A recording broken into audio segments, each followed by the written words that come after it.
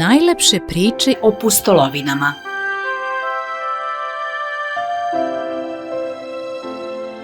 Gulliver i Liliputanci po romanu Jonathana Swifta.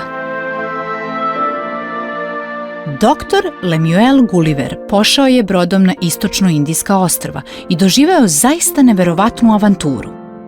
Prve nedelje plovidbe protekle su bez ikakvih problema, ali je jednoga dana udarila strahovita oluja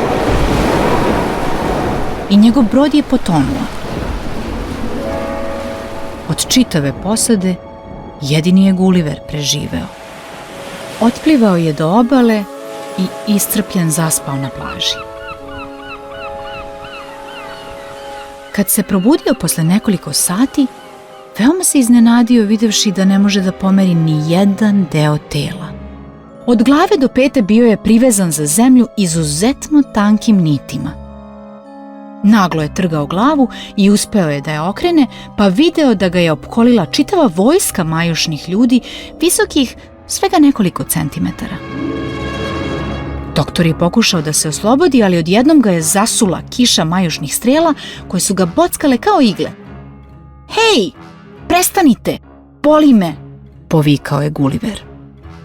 U to mu je prišao jedan čovečuljak koji je izgleda bio predvodnik i obratio mu se na jeziku koji Gulliver nije razumeo.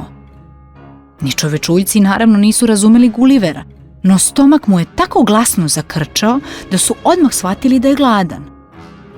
Predvodnik je na to naredio ostalima da preseku onu majušnu užad, pa se doktor uspravio i seo. Malo potom čovečuljci su mu doneli bezbrojne poslužavnike s hranom i majušnu burad s vinom. Uveren da je pridobio njihovo poverenje, Gulliver se najeo i napio do mile volje, no iznenada mu se užasno prispavalo i nije mogao da drži oči otvorene. U vino koje su mu dali čovečuljci su sigurno usuli uspavljujući prašak i Gulliver je utonuo u dubok san.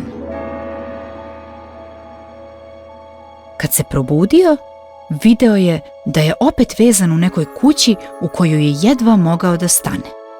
Gulliver se kroz vrata divio u gradu u kojem je sve bilo savršeno minijaturno. "Kakvo čudesno mesto!" uzviknuo je doktor posmatrajući kuće, majušne puteve i sićušne kočije koje su se njima vozile. Svakog jutra brojni krojači, također sićušni, sjatili bi se oko njega da mu uzimaju mere za novu odeću. Drugi čovečuljci s prečagama kuvara i konobara donosili su mu silna jela i hranili ga.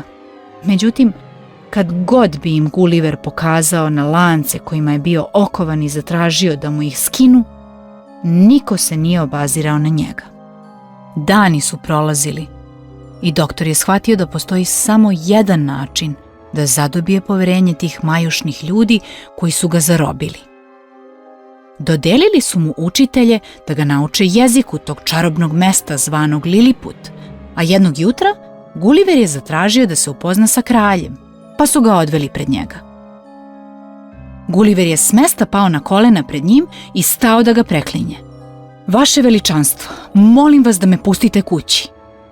Kralj se počeškao po bradi, pogledao ga i kratko mu odgovorio: "Ne, mogao bi da budeš opasan."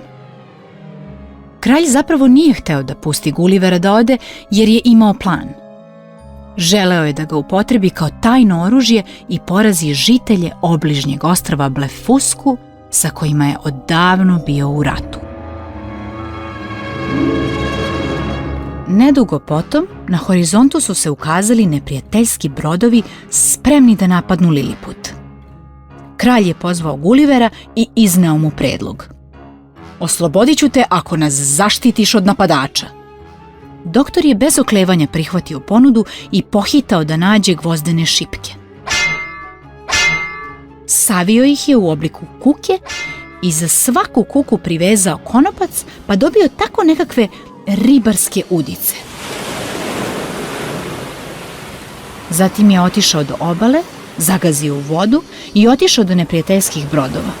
Zakačio je kuku za svaki, uvezao konopce u čvor, pa odvukao sve brodove do obale kako bi ih predao kralju. 3 putura za Gulivera, povikali su liliputanci uglas. Međutim, njihov kralj još uvek nije bio zadovoljan.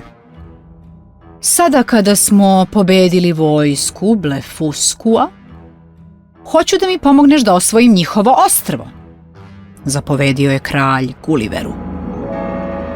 Ali Gorostas je to glatko odbio. Odbranio sam te od neprijateljskog napada, ali nikada neću porobiti nedužan narod. Pošto ga je Guliver odbio, kralj ga je toliko zamrzeo da je odlučio da ga pogubi. Međutim, jedan dvoranin koji je bio doktorov prijatelj brže bolje je pohitao kod Gulivera i kazao mu: moraš što pre da pobegneš odavde dok ne bude kasno. Guliver je poslušao njegov savet i pobegao usred noći, prešavši deo mora koji je razdvajao Liliput i Blefusku. Kada je stigao do ostrva Blefusku, zamolio je žitelje da ga prime i oni su ga oberučke prihvatili, davši mu sve što mu je potrebno. Jednog dana, dok je osmatrao horizont, Guliver je na pučini ugledao izvrnuti brodić kako pluta na talasima. Bio je prave veličine za njega. Ura, sad mogu kući, pomislio je on, pa ga uz pomoć svojih novih prijatelja odvukao do obale, popravio ga i napravio mu jarbol i jedro. Pre nego što je krenuo, zahvalio je kralju Blefuskua za sve što je njegov narod učinio za njega, a na dar je od kralja dobio i nekoliko zlatnika. Vaše veličanstvo, voleo bih da ponesem nešto iz vaše zemlje za uspomenu, pošto inače niko neće verovati u moje priče kad se vratim kući. Uzmi krave, kazao mu je kralj.